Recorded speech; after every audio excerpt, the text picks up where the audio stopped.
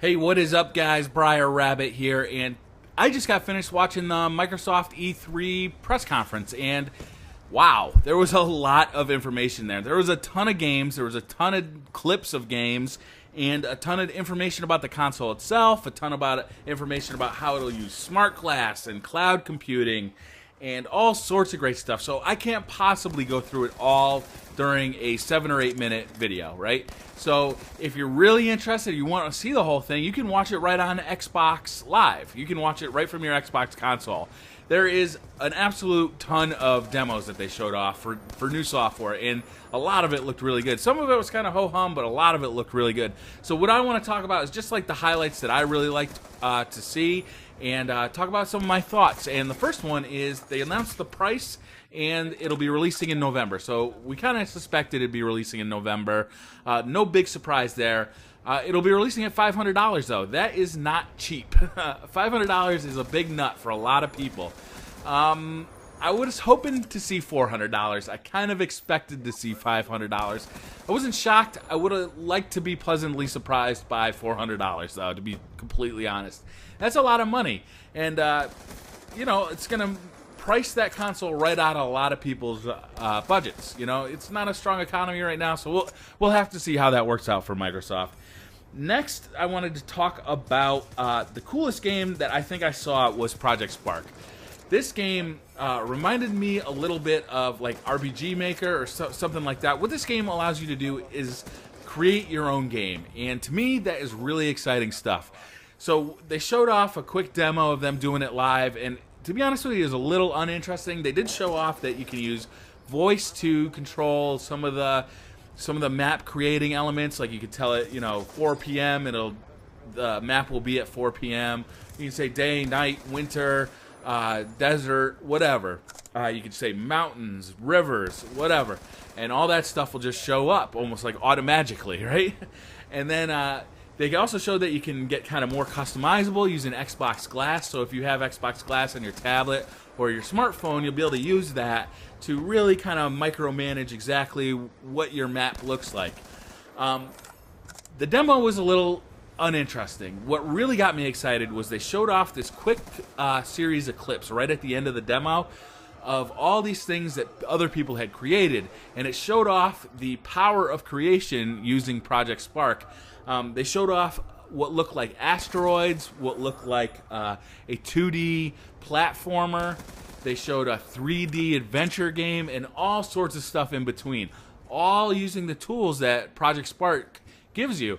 And to me, that's really exciting. So I know me, I won't be one of those people who spends hours upon hours creating this custom world and all this, you know, intricate backstory.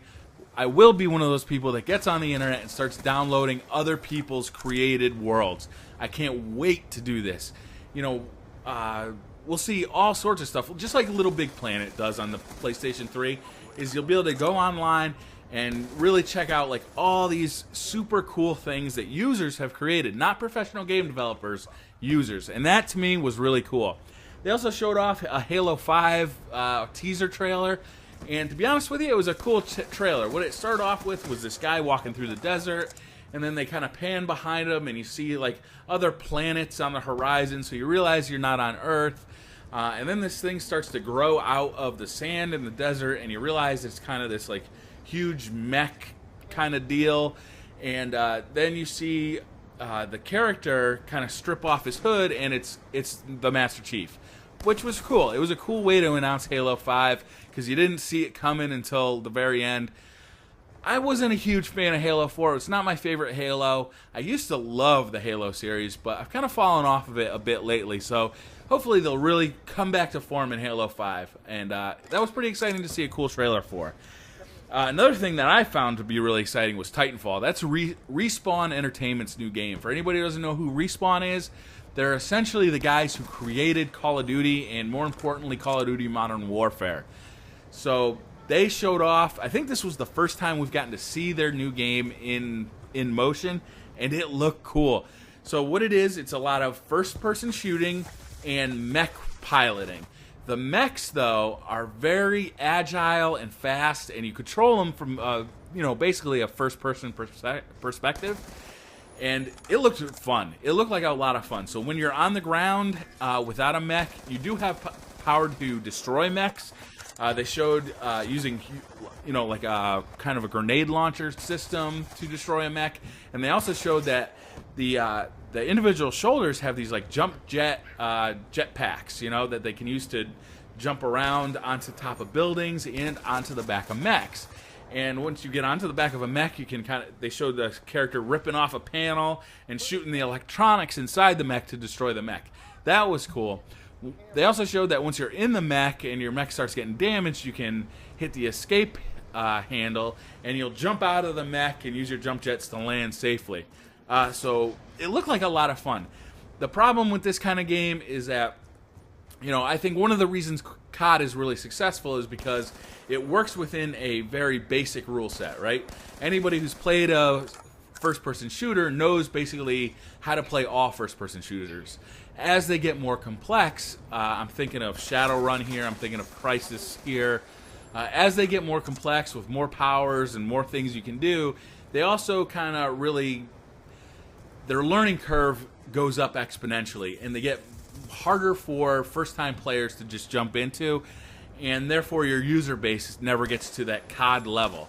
So I don't know how successful Respawn will be with this. I can tell you that from the demo they showed today, I'm very excited to play this game. These are the guys who made Modern Warfare and Modern Warfare 2, so they know how to make a great shooter. Whether or not they know how to support it or not is a different question, but I'm definitely going to be picking this game up. What else did we see? Oh, Battlefield 4. They showed off some Battlefield 4, and this looks good. It's using the Frostbite 3 engine. We already knew that from the PlayStation announcement. It's running at 60 frames per second on the Xbox One, which is good. I think that was a problem with Battlefield 3 for Xbox and PlayStation 3 is that they didn't have that smooth frame rate, so they weren't as smooth to play on the consoles. The demo was of kind of a soldier and his teammates running through a broken up carrier, like an aircraft carrier, and the thing's breaking up all around them, and they're running across the decks as the thing's breaking up, and there's planes sliding across the deck, and it was really cool. The lighting was really amazing. There was more particle effects than in a sandstorm. It looked really good. We'll see how it plays. The last thing I really want to talk about, and I was really excited about watching this, was Rise, spelled R-Y-S-E, Son of Rome. This game looks cool, man. It's like a third-person action game, but you kind of have these like Call of Duty style squad commands that you can pull off with your teammates.